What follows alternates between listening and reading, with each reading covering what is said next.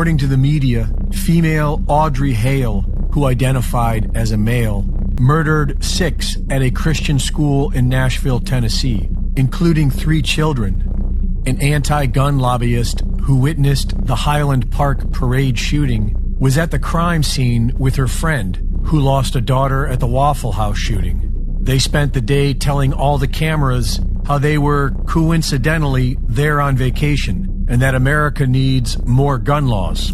I was actually in town just on vacation, but I'm a mass shooting survivor. My son and I survived a mass shooting in Highland Park. All over the country, and hire civilians to be crisis actors. And we've seen the use of crisis actors in several major events, such as 9/11, has been accused of using crisis actors for years. But this is a whole new level.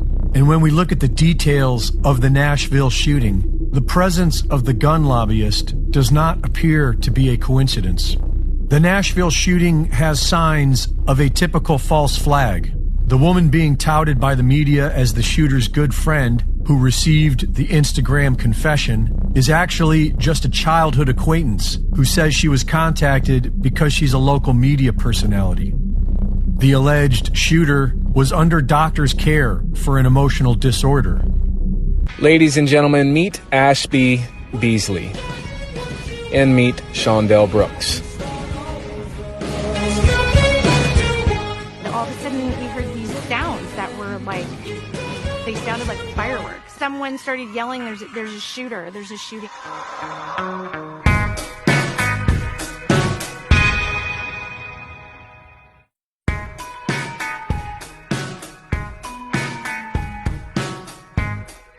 The last chapter, I'm happy it's, not happy, but glad that it's over. Yeah, Shondell Brooks. Shondell Brooks, could you spell that for me? Yeah, SHAUNDELLE, Brooks, BROOKS. Aren't you guys tired of covering this? Aren't you guys tired of being here and having to cover all of these mass shootings? I'm from Highland Park, Illinois. My son and I survived a mass shooting over the summer. I am in Tennessee on a family vacation with my son, visiting teams. It has overtaken cars.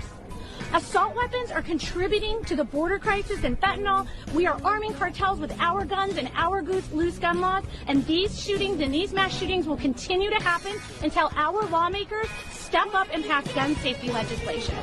I'm pretty sure this was an unsecured weapon that this teenager got a hold of. We can't even pass gun safety, like safe storage laws in this country to protect kids from getting a hold of weapons that they shoot each other with. Aren't you guys tired of this? Are you guys sick of it? We have to do something. We'll all have to call our lawmakers, and we all have to make our lawmakers make change now, or this is going to keep happening, and it's going to be your kid, and your kid, and your kid, and your kid next.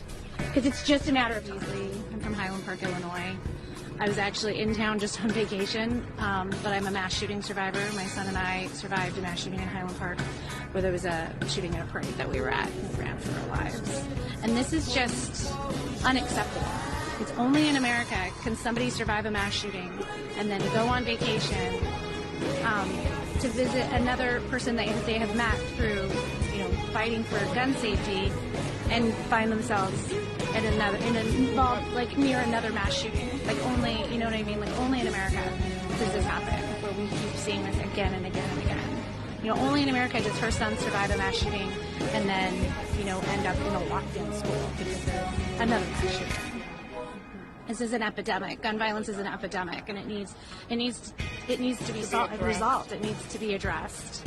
When you hear about it happening at a school again, what goes through your head? For me, the statistics start running. It's likely this gun was purchased legally. It's likely it was not stored properly, and a child took it. I heard that it might have been a child, a sixth grader. And just how preventable this is, how preventable these incidences are, how we should pass gun safety legislation and lock up weapons and, put background checks, require background checks on every single gun purchase, ban assault weapons, and until we... So on a typical day, there would be about 209 students inside the school and approximately 40 to 50 staff members, about 42 staff members. I'll take just a couple of questions before we go back. Clear. So the 7 dead, and then